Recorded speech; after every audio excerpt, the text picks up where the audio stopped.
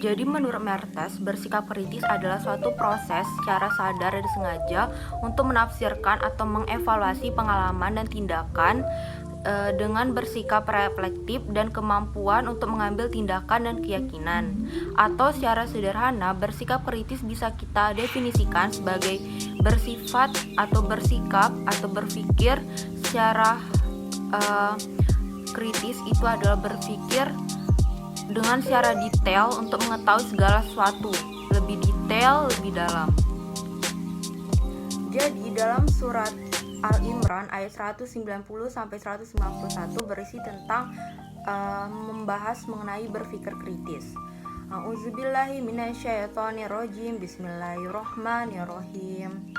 Inna fi khalaqis samawati wal ardi wa tilafil laili wan nahari la ayatin li ulil albab. Artinya, sesungguhnya dalam penciptaan langit dan bumi dan pergantian siang dan malam terdapat tanda-tanda kebesaran Allah Subhanahu wa taala yang bisa dilihat oleh orang-orang yang berakal. Itu adalah Al-Qur'an surat Al-Imran ayat 190.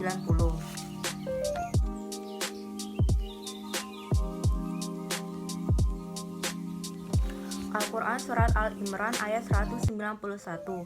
A'udzubillahi minasyaitonirrajim. Bismillahirrahmanirrahim.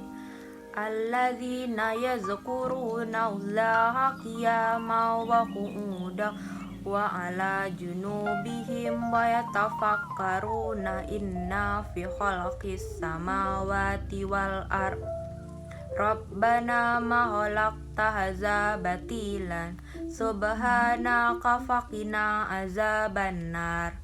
Artinya, orang-orang yang berakal yaitu orang-orang yang senantiasa mengingat Allah Subhanahu wa taala dalam keadaan berdiri, duduk, berbaring dan senantiasa memikirkan penciptaan langit dan bumi. Saya berkata, ya Tuhan kami, tidaklah Engkau menciptakan semua ini dengan sia-sia. Maha suci Engkau, jauhkanlah kami dari siksa api neraka.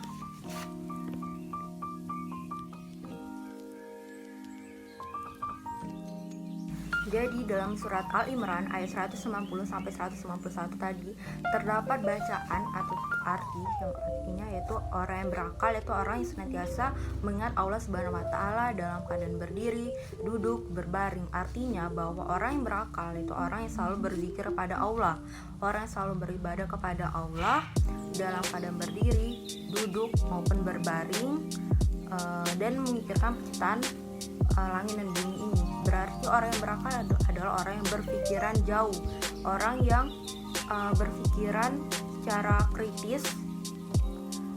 Dan kita tahu bahwa dengan berpikir kritis kita bakal mendapatkan banyak manfaat. Yaitu pertama, kita bisa mendapatkan hikmah atas segala ciptaan yang Allah berikan, bahwa Allah menciptakan sesuatu selalu ada manfaatnya atau selalu ada artinya dan tidak ada yang sia-sia. Lalu kita juga bisa menjadi orang yang lebih visioner, yaitu berpikiran ke depan, dan banyak halnya. Selain itu kita bisa lebih bersyukur atas apa yang telah Allah berikan kepada kita.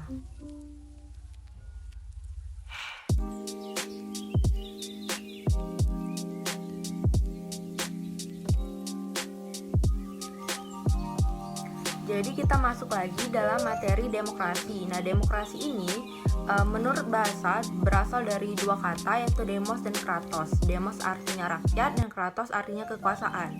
Sedangkan secara istilah, demokrasi ini tuh katanya berkembang dalam kehidupan politik pemerintah, termasuk pemerintahan Indonesia. Jadi demokrasi ini adalah keinginan seseorang atau rakyat yang dimana kekuasaannya tidak ingin berkonsentrasi dalam satu orang, tetapi ingin meletakkan kekuasaannya di tangan orang banyak, yaitu rakyat, baik secara langsung maupun secara perwakilan.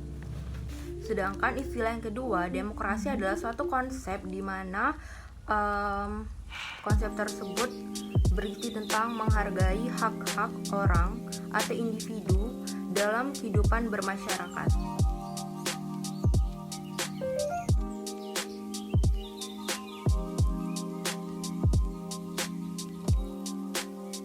Al-Quran Surat Al-Imran ayat 159. A'udzubillahi minasyaitonirrajim. Bismillahirrahmanirrahim. Fabima rahmati minallahi linta lahum walau kunta fazzan ghalizal qalbi lam faddu min hawlik fa'fu anhum wastaghfir lahum wasyawirhum fil amr fa iza azamta fatawakkal 'alallah innallaha yuhibbul mutawakkilin. Artinya, maka disebabkan rahmat dari Allah Subhanahu wa taala lah kamu berlaku lemah lembut terhadap mereka. Sekiranya kamu bersikap keras lagi berhati kasar, tentulah mereka menjauhkan diri dari sekelilingmu. Karena itu, maafkanlah mereka. Mohonkanlah ampun bagi mereka dan bermusyawarah dengan mereka dalam urusan itu. Kemudian apabila kamu telah membulatkan tekad, maka bertawakallah kepada Allah Subhanahu wa taala. Sesungguhnya Allah Subhanahu wa taala menyukai orang-orang yang bertawakal kepadanya. Amin. Dalam surat Al-Imran ayat 159, ayat tersebut menjelaskan bahwa dalam keadaan genting seperti terjadinya pelanggaran habis perang, tapi Rasulullah Subhanahu wa taala tidak berkata kasar, tetap berlemah lembut kepada pelanggar. Selain itu, Rasulullah juga sering bermusyawarah kepada para sahabatnya, kepada kaumnya untuk mendapatkan kesepakatan yang disetujui oleh sahabat-sahabatnya atau orang-orangnya. Selain itu, kita sebagai umat muslim, dari ayat di atas bahwa kita diperintahkan untuk yang pertama adalah kita harus bersikap lemah lembut, tidak berkata kasar dan tidak berhati keras. Lalu kita juga dianjurkan atau diajarkan untuk bermusyawarah dalam mendapatkan suatu kesepakatan.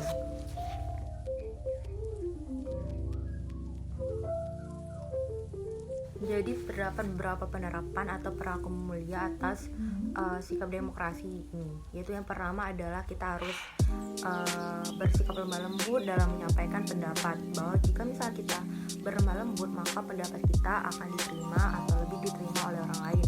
Berbeda dengan jika kita mengeluarkan pendapat dengan keras, kasar, maka orang lain jadi tidak hilang respect atau tidak menghargai pendapat kita. Yang kedua adalah kita harus menghargai pendapat orang lain. Jika ingin dihargai, maka kita harus menghargai orang terlebih dahulu. Kita juga harus berlapang dada untuk saling memaafkan. Jangan susah untuk memaafkan orang lain, karena sebagai manusia kita harus saling bermaaf-maafan. Kita juga harus memohon ampunan kepada orang-orang yang saudara-saudara kita yang bersalah, karena dengan doa kita bisa berpengaruh juga kepada orang lain.